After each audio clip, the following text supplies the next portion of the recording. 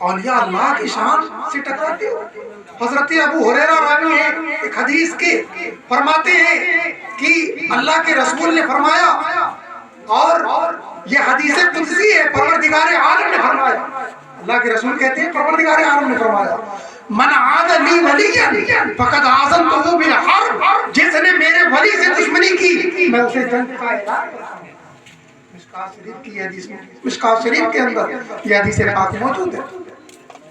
تو اس بندے نے جب دعا کی ذرا سی چٹان کھسک گئی۔ اب دوسرا بندہ کہتا ہے میرے ساتھ ایک معاملہ ہوا میری زندگی میں جس کو میں آج تک نہیں بھولا۔ واقعہ یہ تھا کہ میری چچا زاد بہن تھی اور اس کی خوبصورتی ایسی کہ مجھے سب سے زیادہ، جب آدمی کو کوئی پسند آ جاتا ہے کہ خوبصورتی ایسی کہ پوری دنیا میں سب سے ایسی نہیں، انسان کو جس سے محبت ہوتی ہے، جو جس کا محبوب ہوتا ہے، وہ اس کی خوبی کو دیکھتا ہے۔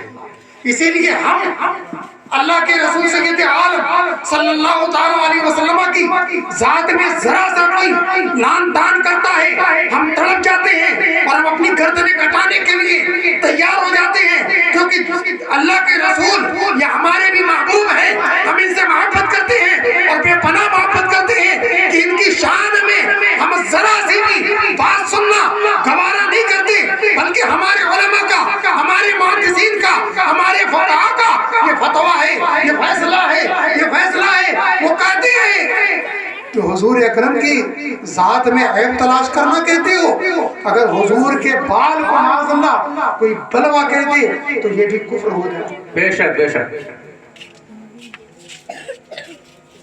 فرمایا کہ بہت حسین و جمیل، مجھے اس سے محبت ہو گئی، میں اس کے ساتھ تنہائی میں وقت گزارنا چاہتا تھا، لیکن وہ کبھی میری بات نہ مانتی، وہ اللہ کی نیک بندی تھی، یہ اس کے ساتھ۔ تو ایک مرتبہ ایسا ہوا قحط پڑ گیا، اسے پیسے کی ضرورت پڑی اور یہ مالدار تھا، اس نے اسے پیسہ دیا، اناج دیا، سارا کچھ دیا۔ اس کے بعد کہا میری ایک شرط ہے، تجھے تنہائی میں مجھ سے ملنا پڑے گا۔ وہ عورت، وہ لڑکی آئی، تنہائی میں ملی، جب وہ نوجوان اس نے اسے چھونا چاہا، اس کو ٹچ کرنا چاہا، تو وہ بول پڑی کہ تو مجھے چھونا چاہتا ہے تو حق کے ساتھ مجھے چھو۔ اتنا کہنا تھا، اس کے دل میں اللہ کا ڈر پیدا ہوا۔ اس نے کہا تو جا، تو یہاں سے چلی جا، میں تجھے چھوڑتا ہوں، میں تیرے ساتھ کچھ نہیں کروں۔ وہ وہاں سے چلی گئی اور کہا جا بے فکر ہو کر جا، تجھ سے میں اپنا دیا ہوا مال بھی واپس نہیں لوں۔ اب اس کے بعد وہ آنکھوں سے آنسو بہا کر کے پروردگار عالم کی بارگاہ میں ہاتھ اٹھا کر کے دعا کرتا ہے، اے پروردگار، میں نے اگر واقعی تیری رضا کے لیے اس گناہ سے اگر پیچھے ہٹ گیا تھا، واقعی تیری رضا کے لیے میں نے اس گناہ کو چھوڑ دیا تھا، اور واقعی تو میرے اس عمل سے اگر راضی ہے پروردگار عالم، میں اپنے اسی عمل کو تیری بارگاہ میں وسیلہ بناتا ہوں، ہمیں آج اس غار کی تاریکی سے نجات عطا فرما اور ہمیں راستہ عطا۔ ذرا سا ہٹ گئی، ابھی بھی پورا راستہ نہیں کھلا۔ اس کے بعد جو تیسرا بندہ تھا وہ کہتا ہے کہ میرے ساتھ یہ معاملہ پیش آیا کہ میں نے مزدوروں سے کچھ کام کرایا تھا اور سب کی مزدوری میں نے ادا کیا، ایک مزدور ایسا تھا جس کی مزدوری میں ادا نہ کر سکا اور وہ کہیں چلا گیا، اور میں نے اس کے پیسے سے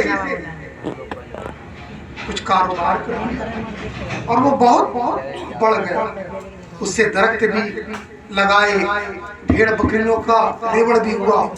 ایک زمانے کے بعد وہ بندہ آیا، کہا اے شخص تجھے یاد ہے فلاں وقت میں نے تیرے پاس مزدوری کی تھی اور اپنی محنت کا پیسہ میں نے تجھ سے نہیں لیا تھا، میں چلا گیا تھا کسی وجہ سے، میں آج اپنی مزدوری لینے کے لیے آیا ہوں۔ کہتا ہے ہاں مجھے یاد ہے.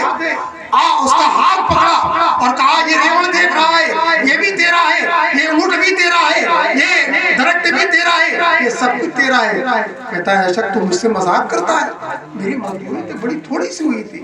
کہا میں کوئی مذاق نہیں کرتا, میں نے تیرے پیسے سے, تیرے ہی پیسے کو کسی کاروبار میں لگایا اور اس سے یہ ساری چیزیں بنی.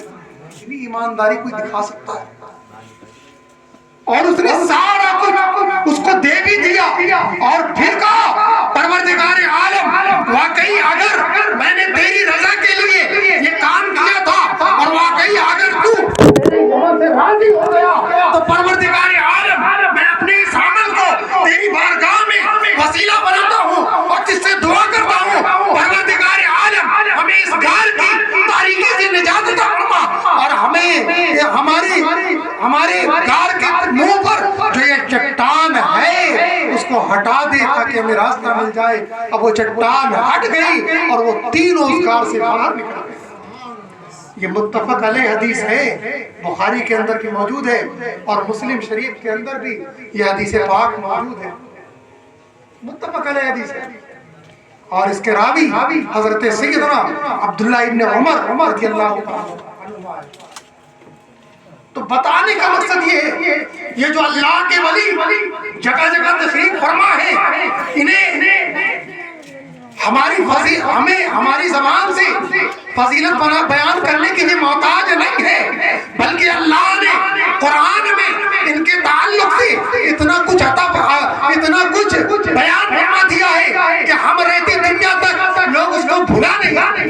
بے شک قیامت کے روز وہ منظر بھی ہوگا. قرآن نے جس کو بیان کیا یوم یفر المرء من اخیہ وامہ وابیہ وصاحبتہ وبنیہ لکل امرئ منہم یومئذ شأن یغنیہ. کہ بھائی کو دیکھ کر بھاگ جائے. انسان اپنے بھائی کو دیکھ کر کے بھاگے گا محشر میں, کہیں نیکی نہ مانگے. وامہ وابیہ, ماں باپ کو دیکھ کر بھاگ جائے. وصاحبتہ وبنیہ, اپنی بیوی اور بیٹے کو دیکھ کر بھاگے. اس کے لیے ہر انسان کے لیے اس دن اپنی شان ہے, اپنا معاملہ ہوگا. لیکن اللہ تبارک و تعالیٰ فرماتا ہے اس دن بھی مددگار ہوں گے. کون لوگ ہوں گے؟ الاخلاء یومئذ بعضهم لبعض عدو الا المتقین. اس دن گہرے دوست آپس میں دشمن ہو جائیں گے, سب دیکھ کر بھاگیں گے. الاخلاء یومئذ بعضهم لبعض عدو, ایک دوسرے کے دشمن ہو جائیں گے. الا المتقین, سوائے پرہیزگار لوگ. بے شک اللہ کے ولی ہوں گے جو دیکھ کر بھاگیں گے نہیں. اگر ان کی عرض میں, ان کی بارگاہ میں ہم حاضر ہوئے ہیں تو کل میدان محشر میں وہ ہمارا دامن پکڑ لیں گے, ہمارا ہاتھ پکڑ لیں گے اور کہیں گے اے بندے کدھر جاتا ہے, تو ہی تو تھا جو میرے عرض پر آ کر کے میرا ذکر کرتا تھا. اے سنبل شاہ بابا, آج ہم تمہاری بارگاہ میں آئے ہیں, آج ہم تمہاری بارگاہ میں آ کر اللہ آپ کا وسیلہ اللہ کی بارگاہ میں بنا کر کے آپ اللہ سے دعا کرتے ہیں. تو سندر شاہ بابا اس دن آپ کی حاجت روائی کریں گے, رہنمائی کریں گے اور اللہ تبارک و تعالیٰ انہی ولیوں کے ذریعہ ہماری مدد اور نصرت فرمائے گا اور ہمیں جہنم سے نجات عطا فرما کر جنت عطا فرمائے گا. بے شک سبحان اللہ سبحان اللہ. نعرہ تکبیر, نعرہ رسالت, عرس مقدس, علماء اہل سنت, نعرہ تکبیر, نعرہ رسالت. یہ اولیاء کرام کی جماعت کو آپ ہلکے میں نہ لیں. یہ اللہ کے نیک بندوں ہی کا کرم ہے جو ہمیں روزی ملتی ہے.